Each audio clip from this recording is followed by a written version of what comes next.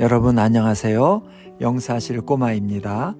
하나님 말씀 호세아 11장을 한 번 더 보겠습니다. 이스라엘을 향한 하나님의 속마음에 대해서 이야기를 나누고 있습니다. 겉으로는 소리를 지르고 야단을 치지만 하나님의 속마음은 사랑과 긍휼의 마음이고 하나님의 백성을 용서하시고 회복시키려는 마음이라고 했습니다. 그렇다면 이런 하나님의 마음을 읽은 사람들, 하나님의 생어를 본 사람들의 삶은 어떤 것이어야 할까요? 당연히 먼저 하나님께 죄송하고 감사한 마음을 가져야 할 겁니다.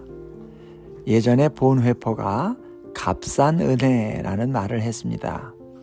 값싼 은혜라는 말은 은혜가 값싸다는 말이 아니라 그리스도인들이 하나님의 은혜를 싸구려로 만든다는 의미로 하는 말인데요. 자식 이기는 부모 없는 법이라서 하나님이 이렇게 져주시니까 그런 하나님을 가볍게 생각하는 겁니다. 죄에 대한 두려움이나 경각심도 없고 은혜와 용서에 대한 고마움이나 감격이 없는 겁니다. 죄를 대수롭지 않게 여기고 하나님을 두려워하지 않는 언행, 그게 값싼 은혜예요. 본회포의 말에 의하면 그것이 곧 하나님의 은혜를 받지 못한 증거입니다. 그래서는 안 되고 하나님께서 우리를 안쓰럽게 여기고 자비와 긍휼을 베풀어 주시는 분이라는 것을 알았으니까 더 미안해해야 되겠지요. 더 고마워해야 되겠지요. 잘해주면 잘해줄수록 더 어려워하고 존중해야 되는 거 아닌가요? 그래야 그게 사람된 도리라고 할 수 있죠. 심순덕 시인의 시 한 편을 소개합니다. 엄마는 그래도 되는 줄 알았습니다 라는 시인데 그 일부만 소개합니다. 엄마는 그래도 되는 줄 알았습니다. 하루 종일 밭에서 죽어라 힘들게 일해도 엄마는 그래도 되는 줄 알았습니다. 엄마는 그래도 되는 줄 알았습니다. 찬밥 한 덩이로 대충 부뚜막에 앉아 점심을 때워도 엄마는 그래도 되는 줄 알았습니다. 엄마는 그래도 되는 줄 알았습니다. 배부르다 생각 없다 식구들 다 먹이고 굶어도 엄마는 그래도 되는 줄 알았습니다. 엄마는 그래도 되는 줄 알았습니다.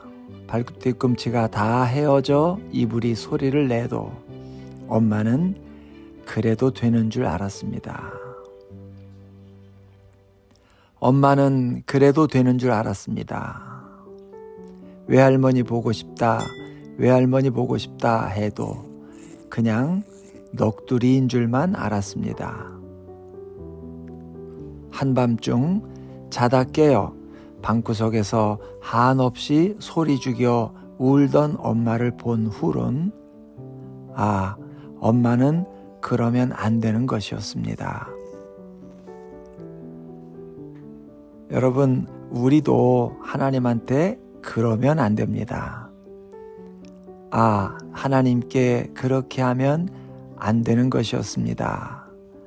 그런 마음, 미안한 마음, 고마운 마음 한 자락 들이우고 살아야 하지 않을까요?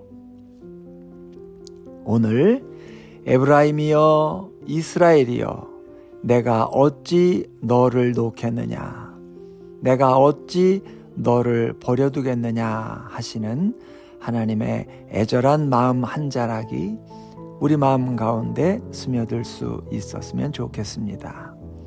내게 잘못한 사람, 내 마음을 아프게 한 사람, 설령 나를 모질게 배신한 사람이라 할지라도 그에 대해서 매정한 마음, 냉랭한 마음, 담쌓는 마음이 아니라 하나님의 긍휼 주심으로 그를 대하는 겁니다. 그것이 오늘 이 채통 없고 쓸개도 배알도 없어 보이는 하나님의 사랑 앞에서 우리가 마땅히 해야 할 일이 될 겁니다.